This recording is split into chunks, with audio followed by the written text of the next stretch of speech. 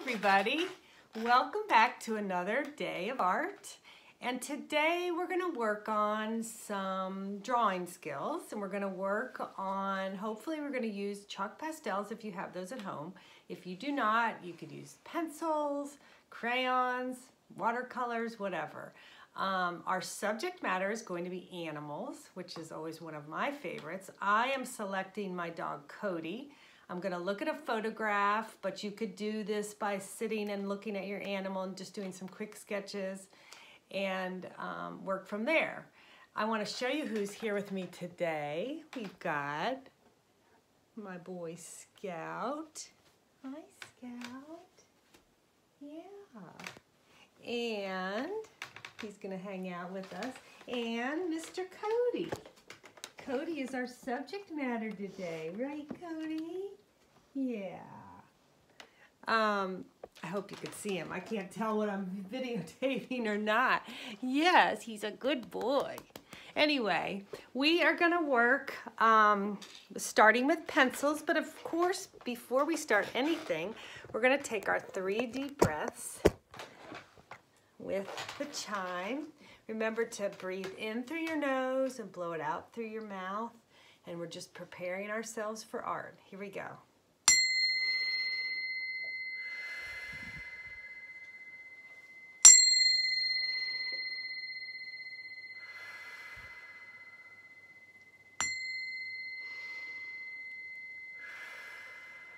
Oh, that feels so good. Okay. So I am going to start with, we're going to start with a simple pencil sketch. And I hope you can see all of this because, there we go, I think. I am going to look at a photograph, but you could, like I say, do a gesture drawing with your dog, and you don't have to make this as elaborate as you want, but I am going to try to use chalk pastels and try to really capture some amount of realism. But again, you can make this more of a gesture sketch. I want to show you first this fantastic book. And do you remember David Hockney? We started the year with a study of David Hockney's work in his landscapes. We did the linear landscapes that you guys did such a beautiful job with. Well, he wrote a book that's called David Hockney's Dog Days.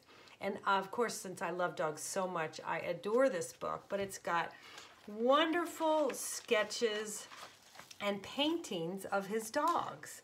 So he'll show how well, these are all beautiful paintings in all different poses, all of it. But he also shows you how he does some line sketching. This has very little detail, but he's working on composition before he does the actual painting. So he's got the dogs, lined up, and he's working on dimensions, details, here's more paintings. These look like they're either acrylic or oil paintings. Look how sweet these are. The beautiful poses. He's really working on highlights and shadows. There's your highlight and shadow areas. But he's also got some simple line drawings where he's doing cross hatching for shading and working on shapes, the outer line, the shapes and dimensions of the pillows.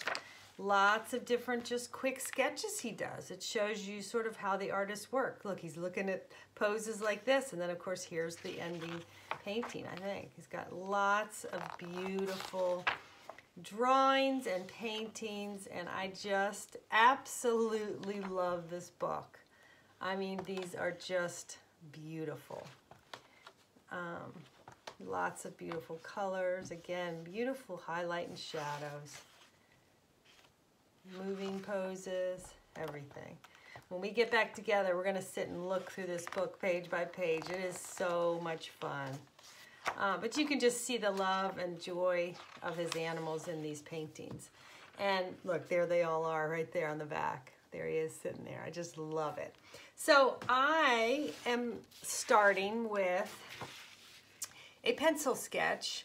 And as you can see, this has some amount of detail, but it's not every single line. I'm going to be filling in fullness with color, with chalk pastels. I'm going to be using pencil chalk pastels and, you know, these. So the regular chalk chunky pastels. But you can use whatever you'd like. I just want to mention some things that I have talked to some of you about before, and that is just trying to get proper proportions and think about your composition. I wanted mine to be a little off-centered. I'm doing things like looking at the angle of the eyes. It's not going straight across the page the way he's looking at me in my photograph. The angle of the eye goes this way, okay? And you think about the midline and the measurement and the tilt of his head and things like you can measure things to make sure you're getting your proportions correct. I noticed in the photograph that I took a measurement on the photo. I don't have the photo with me because it's on my phone, but I can measure the width of the eye, and then I can measure his other eye, and that tells me what the size is. So in other words, this would be his left eye, I believe. Appears is closer and appears a little larger, so I can measure and see the distance there. Same kind of thing with the height of the ear. I can measure.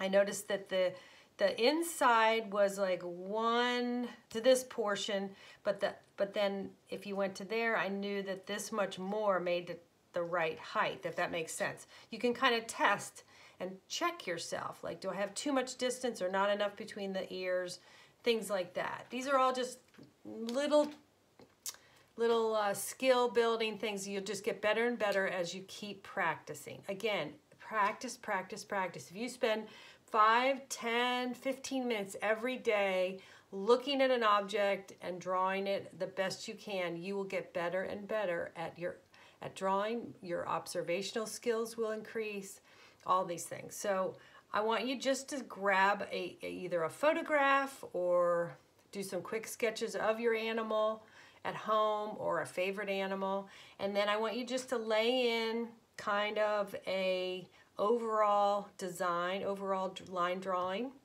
And then I'm going to stop the video and I'll check. It will be like video number 2 where we get into color, and I'll work on some color right in front of you, right with you, and you can do the same. So I hope you enjoy, and I hope you will get started, and then we'll check back in later. Okay? Bye. Thanks.